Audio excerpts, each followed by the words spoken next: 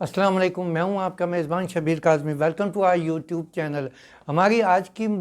गुफ्तगू का मौजू इस शहर में होने वाली धुआंधार बारिश और उसके नतीजे में आने वाले मुख्तलिफ़ इलाक़ों में सैलाब किसी कैफियत के बारे में है। ये तो आपने सुना ही है कि जब बारिश आता है तो पानी आता है, और जब ज़्यादा बारिश होगा तो पानी भी ज़्यादा आएगा। लेकिन ये चीज़ नाकाबिल फ़हम है कि हमारी सिविक अथॉरिटीज़ का जो रवैया है वो क्या है। और अब उस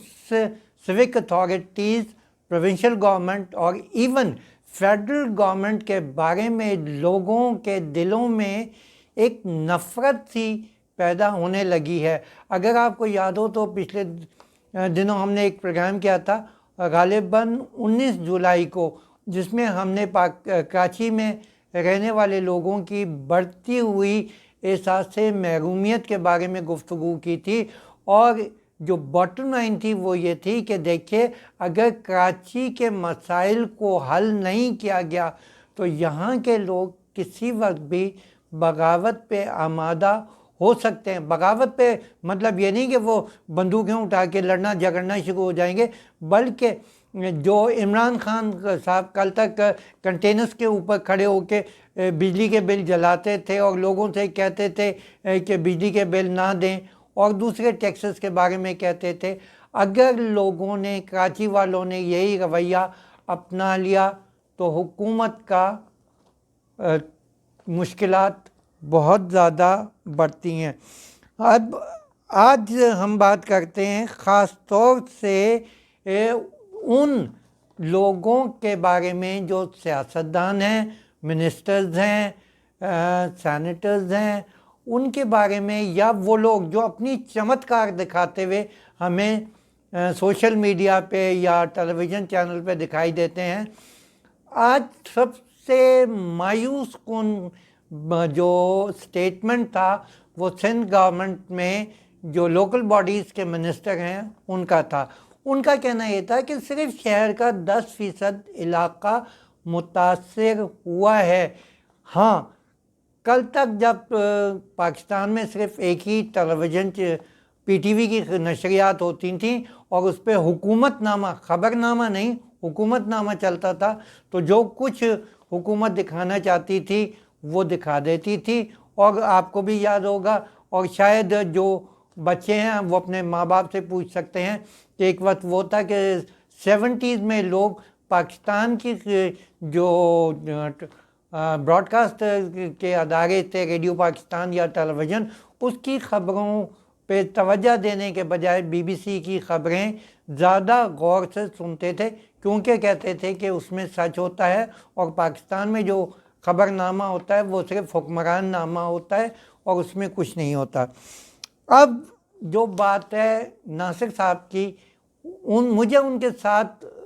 उनकी बात सुन के गुस्सा कम आया, उनके भोलपन के ऊपर दुख हुआ कि मिनिस्टर होने के बावजूद वो शख्स इस हद तक नावाकिफ़ है कि हमारे यहाँ जो दफ्तरों में बड़े बाबू साहिबान होते हैं,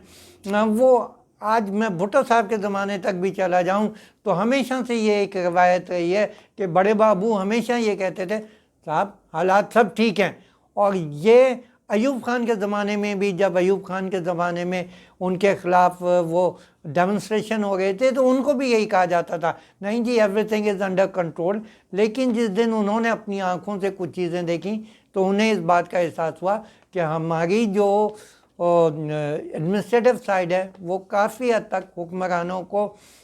गुमराह करती है।